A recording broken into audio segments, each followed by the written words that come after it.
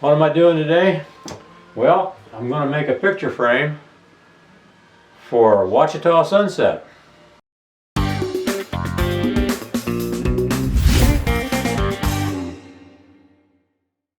Hint: when measuring up for a project, be sure to use the same tape measure that you measure your project with to measure the production of your project, because it may be off just a little. You know, if it's off a 1/16th or a 32nd of an inch on a picture frame, that could make a big difference. All right, let's get to measuring here. Well, my frame measures exactly 30 by 40. I'm amazed at how accurate they were. And I'm going to make the frame out of this chunk of walnut here.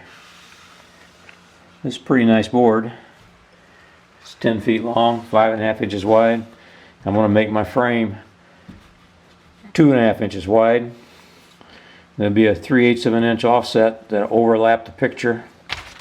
You know, it looks something like the edge of the picture's like this. The frame will come here like so, like that, and we'll fancy it up somehow or another.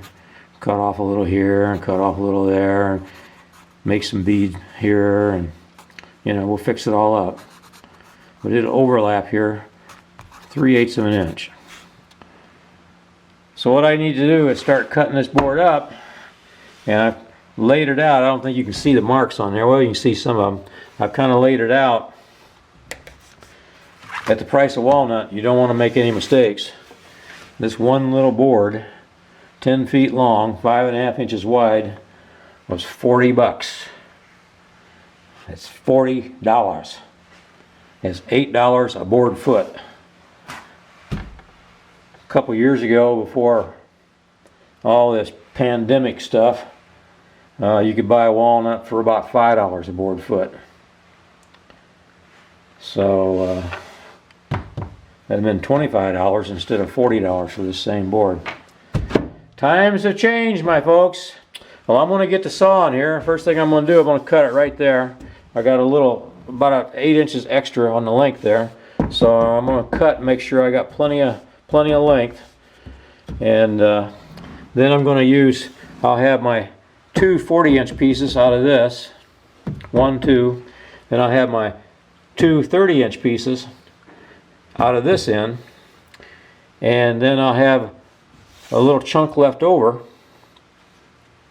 And I'll use that to make some decorative molding on top of the of this. So let's get to cutting. Let's get going here. Headphones on. Boy, you ought to be sure to have headphones on and something to protect your eyes. Keep your fingers out of the way.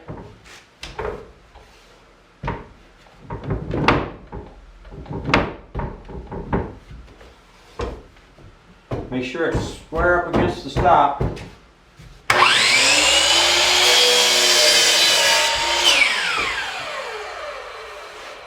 So there's our first cut of many. You have to plan your next steps, and you got to take them in a sequence. Otherwise, you'll get your board shaped where you won't be able to hold it. And you'll see what I mean here as we go on. Now, the next thing I'm going to do is put this bead. I'm going to use a router to do that, and the bead will look like what you don't see on the bit. I don't know how you kind of see that there. See those rounds? Okay, that'll leave a bead. I'm going to put that on my router and get all set up, and I'll show you what that looks like. I've got my router bit tightened down. Now, what is all this stuff about? Well, these things are hold downs that keeps the board flat against the table, and this works like a press. This is a feed director, and it holds it tight against the router bit. If you don't use these things, why, you know, you just can't do it by hand, and you won't get a nice even cut. So I got the router adjusted. Get my headphones on. I'll show you what this looks like.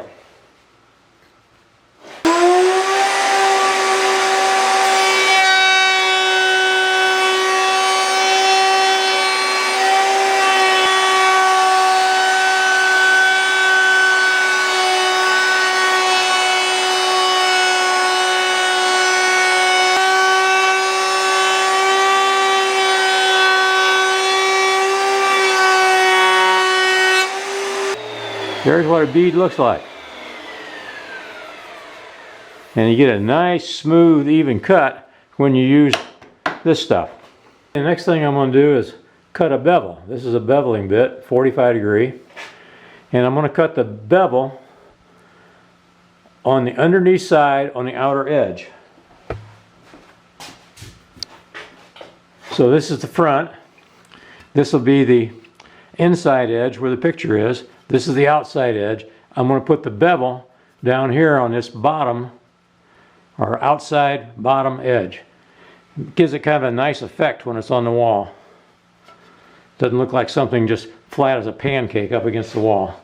So I'll be using the beveling. I'm going to get it set up, then I'll show you what it looks like. Well, hint number 3. Always take a piece of scrap and test your cut first. See, now here's my bevel right there. And that's just about what I want. I got it all set up. I don't want to get that out there where you can see it in focus. Right there. Again, I got my hold downs on, my feed fence. I'm ready to go. So let me get my headphones on and get my air filtration turned on here, suck up the dust, and we'll be ready to go.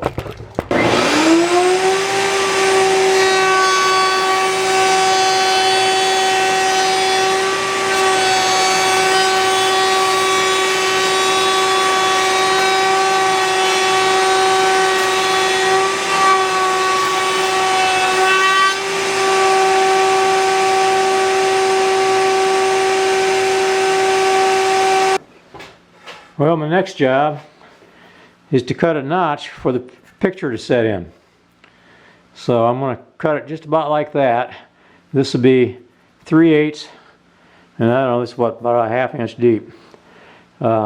You can do that on the router, but I'm going to do it on a table saw because I want this little piece of wood. I'll be using that for something else. So I'll get set up and we'll get to cutting here.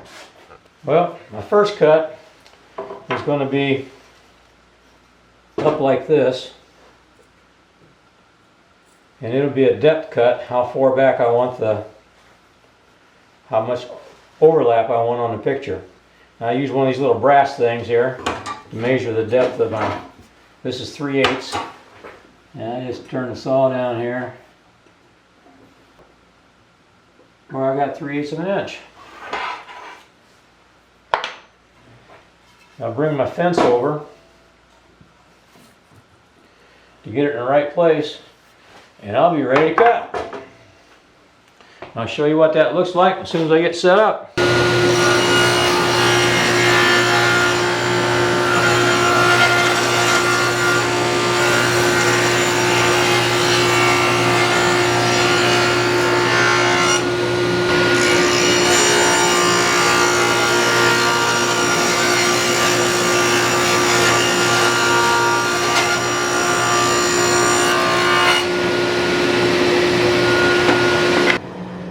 Okay, get it back here where you sit.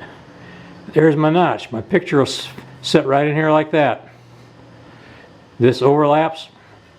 That comes along this edge, the outside edge. So I'll go ahead and cut the rest of them and get back to you. Before I go on, I got to make some decisions here.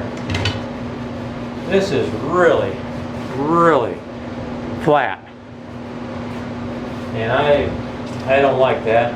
One thing I've done before is take these cut-off pieces and put them on there, but I don't think that's going to work on this. So I'm going to use this leftover, and I think I'm going to make some what they call bullnose molding and put it along here. That's about the only thing I know to do. But this needs a little dress up. It just, yeah, it's pretty flat. So I'm going to be thinking that over and working up a plan. And as soon as I get a plan, you know what a plan means? That means big mistakes are coming up. But as soon as I get a plan, why? I'll show you what I'm doing. Sorry about the noise. Got my air turned on. getting kind of foggy in here. I've decided to go with a cove. You see what a cove looks like. Whoops. See, it's turned there like that. Go like so. And again, did a test piece. I got my headphones on, so let me show you what this looks like.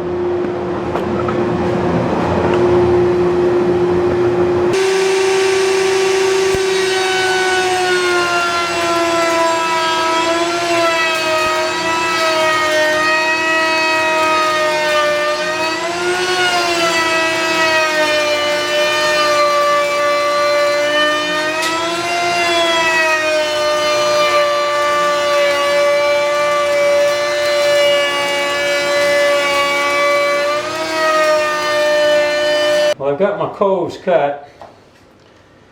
I got to kind of look at this for a little bit, decide where I want to put them. Do I want to put them on its back edge, put them in closer, add something behind them?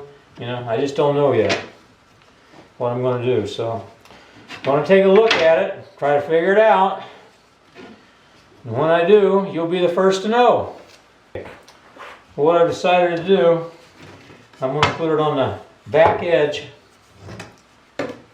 It's going to look something like that. I don't know if you can tell or not. So what I'll be doing next, I'll be gluing it, then I'll use my pin gun to pin nail it along here. Then after that, we're going to be doing some sanding. Well, I'll show you what this looks like real quick. Alright, on this cove, there's a good edge, or a good side and a bad side. This is the sawed side. And it'll have saw teeth marks all over it. Hard to sand out. So I'm going to put that down against the main part of the frame. Like so. Okay, so I'm going to smear a little glue on here.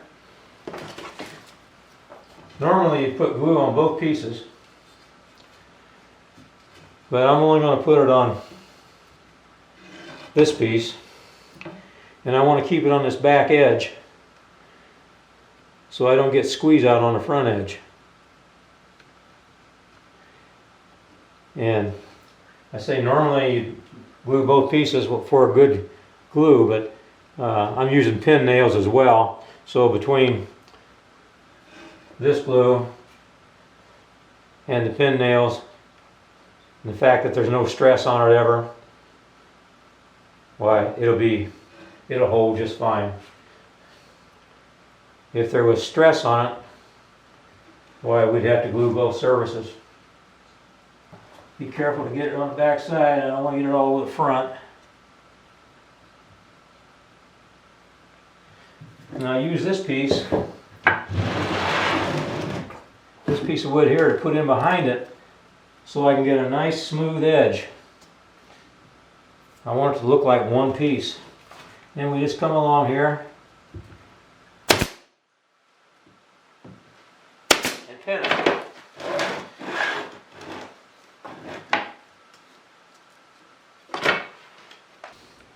Well, I'm going to sand now. It's dried for a couple hours. And I don't want to sand this edge. That's the edge that'll lay against the picture. I want that to be a nice, sharp, crisp edge. I'm going to start sanding with 120. And I'll probably take it up to 180. I don't think I need to go to 220 on this.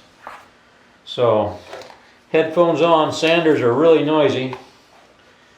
And I'm going to get to sanding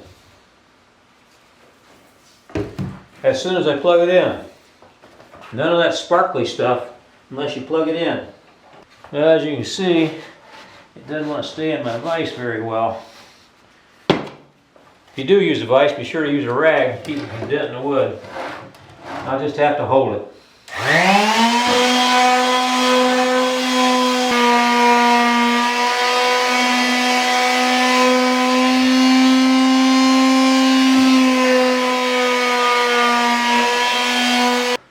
Now, one way to tell if it's taken all the saw marks off it is take a damp rag and wipe your work, and it'll make the saw marks really stand out. This is a real narrow piece, so it doesn't take much to sand that off. I think that one looks pretty good. Now I got to turn it over, and I want to sand the back side here where I glued the two pieces together. I think I can put this one in the safe, or in the vise. Yeah. Get her clamped down good and tight. And get sanding again.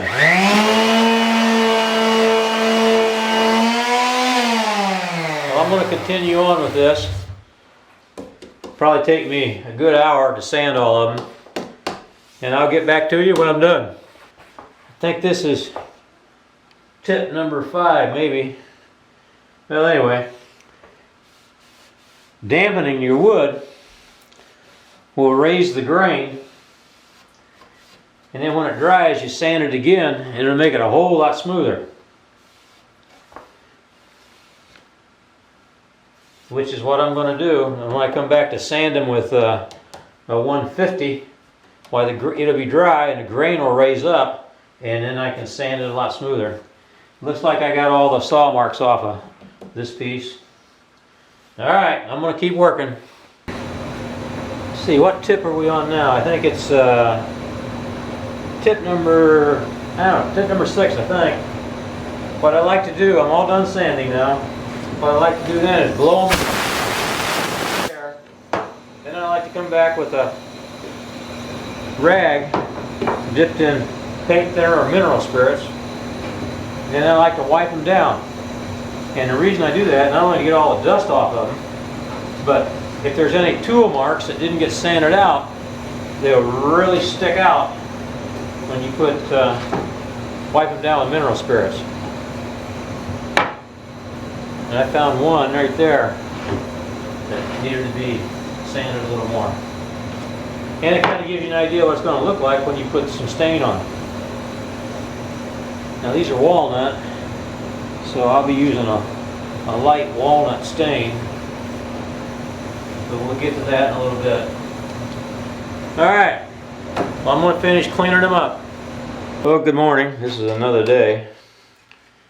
And I'm still working on that frame, but had an accident. One of the pictures fell off the wall. And this is a frame I made, I don't know, 10, 12 years ago. And it's an easy way to make a frame. I don't know, the light's really poor this morning. The sun's coming in the window. But this is a wood molding that we got at Lowe's, and you just, miter the corners and put it together and you got a picture frame. But I don't think they make this anymore. I haven't seen it lately. This is wood. Anymore it's styrofoam, and I don't imagine that'd make a very good frame. I don't know, some kind of styrofoam clad stuff that they make. But anyway, this one came apart and I'm going to have to repair it. It fell off the wall. The problem was I didn't put a hanger on the back. We hung it by the frame instead of putting a little hanger on there, and vibrated, and I don't know, it fell off the wall. Now the problem with it is I use pins, and you can see they come apart, and when you start mashing these back together they tend to bend. So that's one of the problems when you pin nail. These are like 21 or 22 gauge. They're just like they're hair thin, and when you start mashing it back together they want to bend instead of go back into the wood.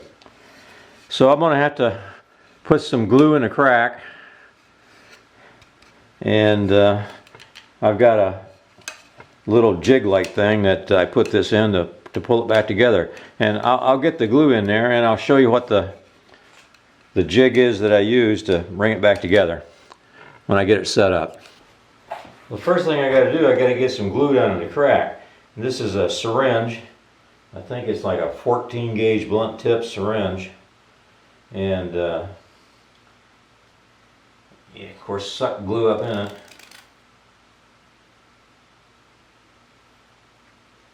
And you stick it in the crack, and it shoots glue down in the crack. Okay, this is a Bessey clamp. Bessey's a brand name. And you put one of these little things, these little black things, on the corner. Each corner gets one.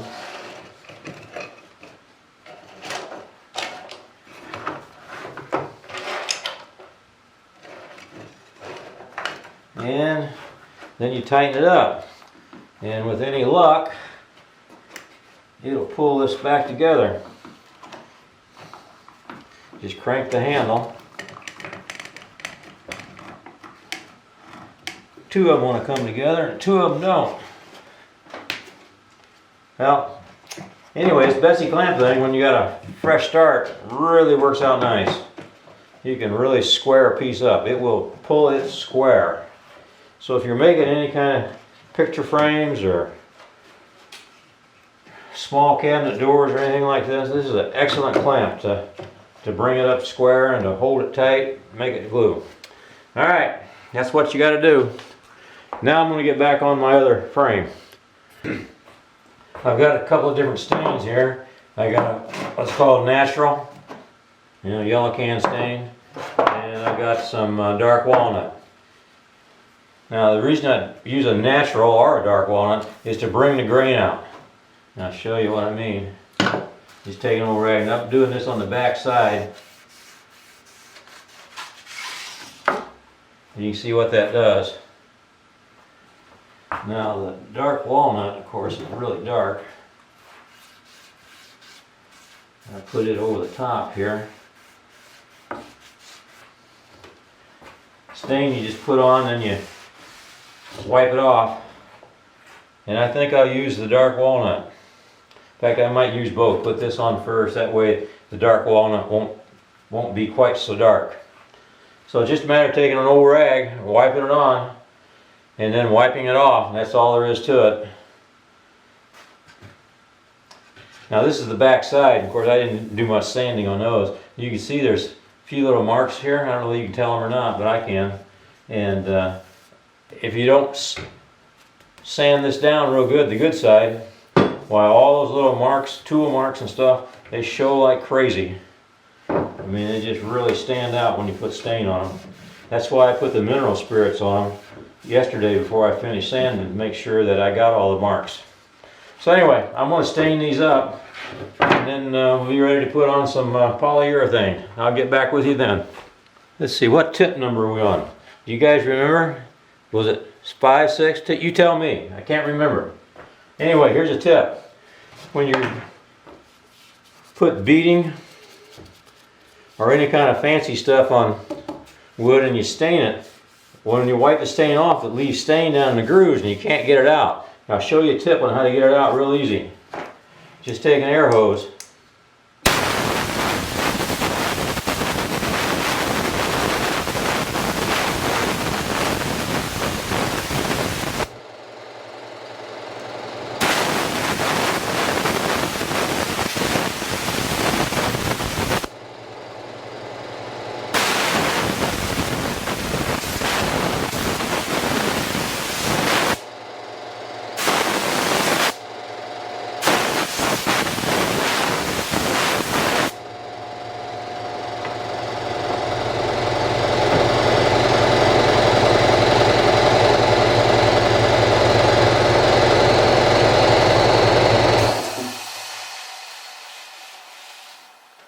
And there you go. It blows all the excess out of the cracks and the crevices. And you can't leave that in. If you do, it looks terrible. Of course, on a flat surface, you don't need to do that. It'll wipe right off. But with these little cracks in there, it will.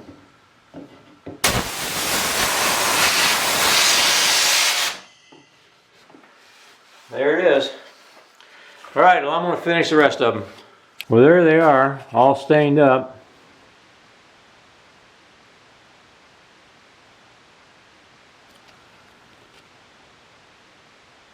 Now I'm going to let mine dry. You should let them dry at least 2 hours.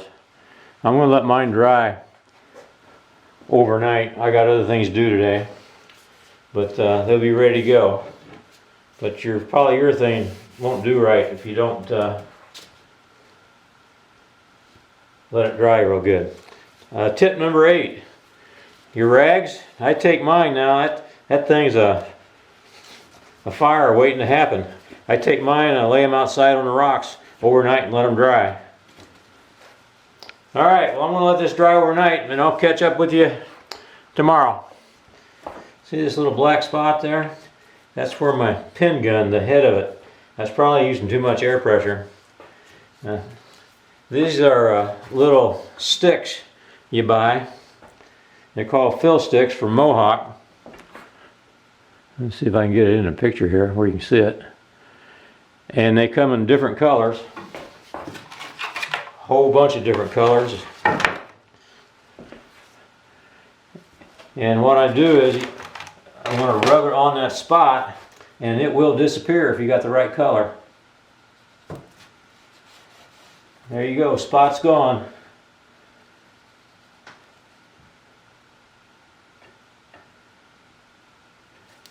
I don't know, some kind of wax. So that's tip number 9.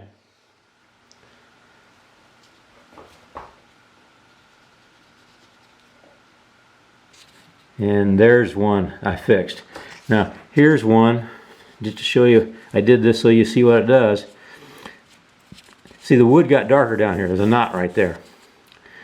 And I used the same color. See, and I shouldn't have done that.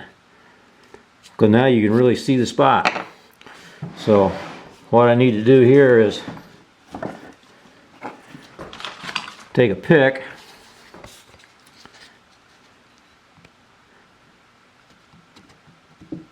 pick that out. Now I'll use a darker color.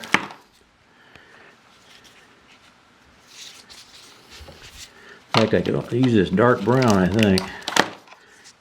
Yeah, I'll use a darker color here and rub that in.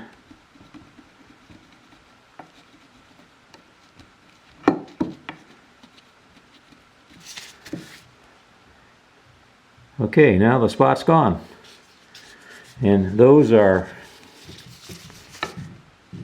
called Mohawk fill sticks. And like I said, they come in multiple colors. You can match just about anything. And I tell you, when you got little spots like that, they're a woodworker's dream, because they really work. And now when I go over that with poly, why, it'll be hard and fast forever. Okay, well, I'm gonna finish fixing all these little spots. Then I'm gonna wait and do this tomorrow. So then I'll see you tomorrow. All right. Well, good morning. They've dried overnight. And as usual on the first coat, they don't feel slick and smooth. Maybe you can hear it. That's rough. I don't know why polyurethane does that. I'm not a chemist or physicist or anything like that. I don't know the physics of it or the chemistry of it. But that first coat always leaves it rough. So it needs to be sanded. And I know as someone who hasn't worked with polyurethane a lot, I know what they're always thinking is, gee, I don't want to sand that. I'll make it bad, take all the shine off of it. Well, that's what you got to do. You got to take all the shine. So I've got some 320 here, or some 220. I got some 322, but I don't think it's going to be strong enough to take care of it. Normally I use wet dry, and I would use mineral spirits. This is not wet dry paper. This is just regular old aluminum oxide. But the wet dry, if you use it, why it doesn't plug up. This will plug up. But anyway, you got to just get in there and really go for it. And you don't want to sand through, but you want to take all the shine off. Now you can tell. I rub it now. See, you can't hear it. There's no noise.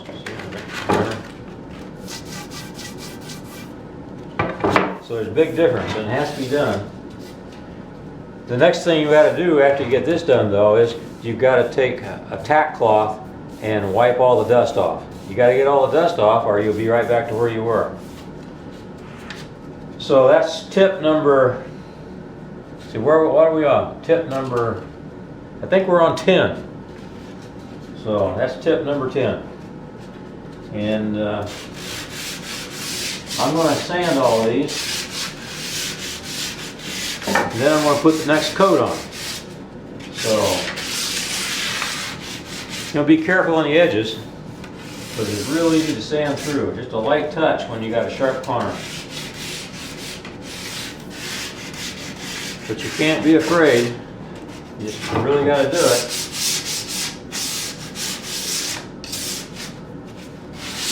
I think that's where most people make their mistake with polyurethane. It just takes all the shine right off of this.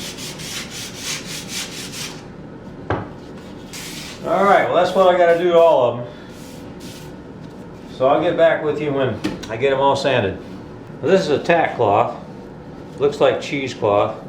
And it's treated with something, I don't know what. But it's a waxy, like something or other. But it doesn't leave anything behind. And you just wipe across, and it takes all that dust,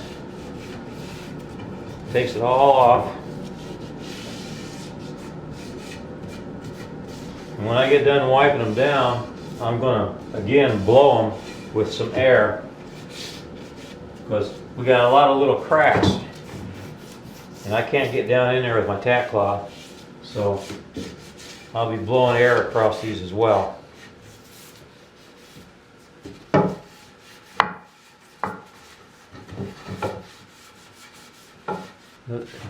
Probably one of the most important steps in applying polyurethane is the sanding of the first coat and getting it wiped clean.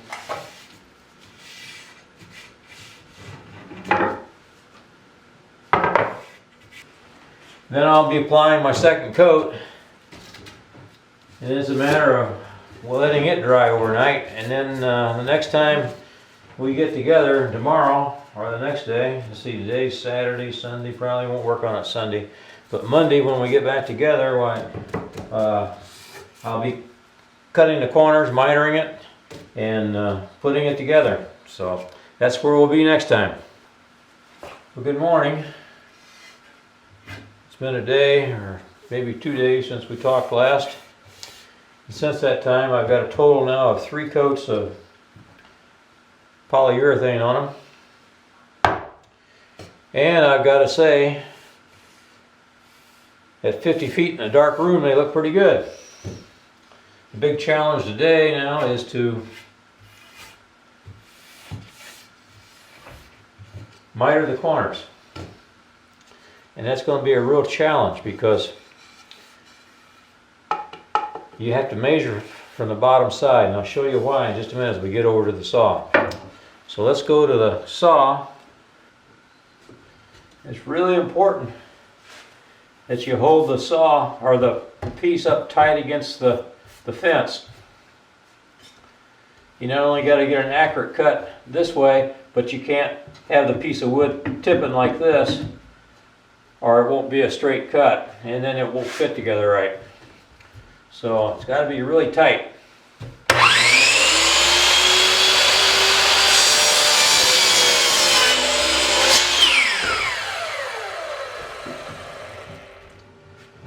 Okay, now here's the problem. Typically, get my headphones off. Typically, I just turn the board over and cut it like this. Well, I can't do that because of this molding. I can't lay it on there straight. So what am I going to do? Well, normally I measure from this little corner right here. Not this corner down here, not this corner, not this corner, but this corner right here. You measure the size of your picture. So I'd measure over from that corner over here somewhere where it's 30 inches, and then I would cut it off. Well, when I turn it like this, I can't see that measurement, so I don't know where to cut it off at. And I got to move the saw in the other direction. So that's going to be a challenge. How do I measure that? Well, I'm not sure. I've come up with an idea. And what I'll do is I'll measure the distance. Come down here straight and measure this distance from here to this edge. And then I'll know that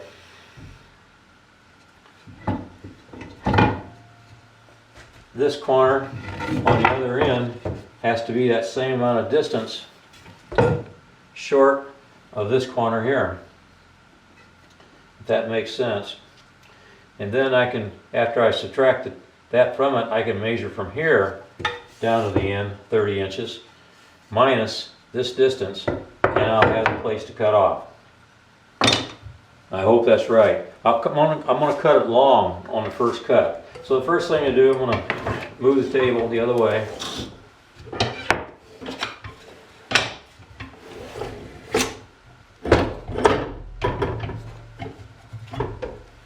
Tighten her down.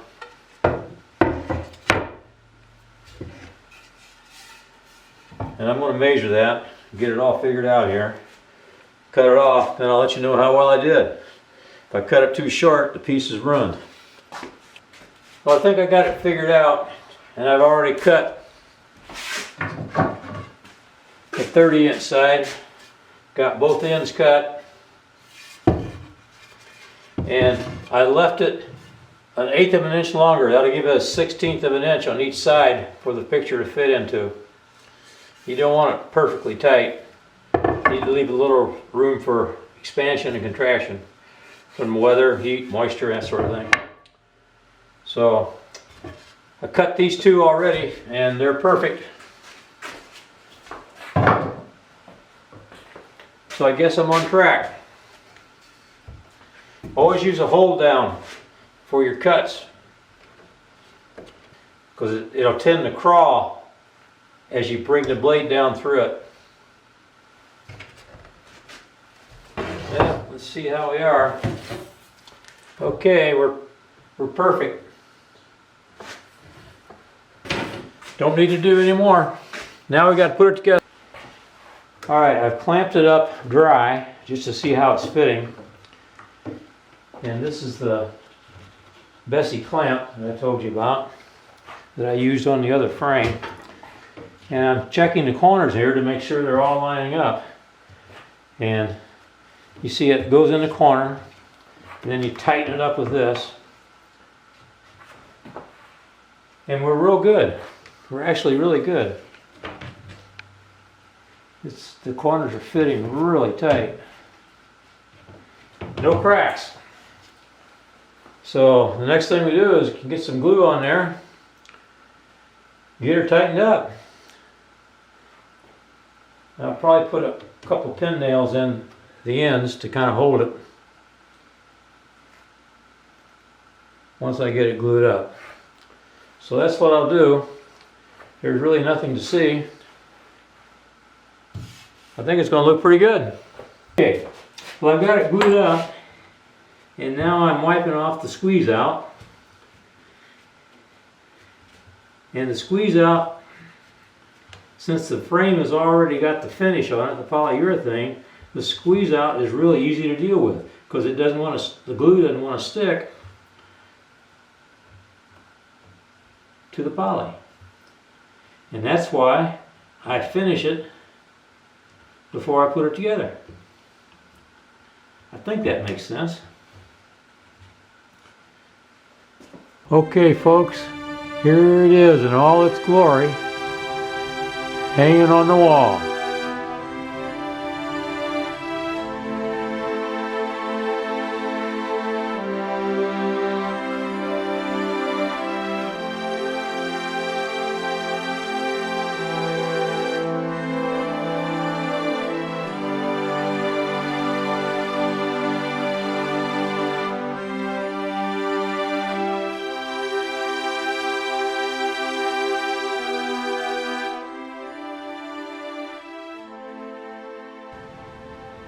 Well, I hope you enjoyed this video. If you did, be sure to take the time to give me a thumbs up. That means a lot. And if you like what I'm doing, subscribe. And in the meantime, you know what to do. You keep your shutter clicking and your wheels turning, and I'll catch you on the rebound. Bye now.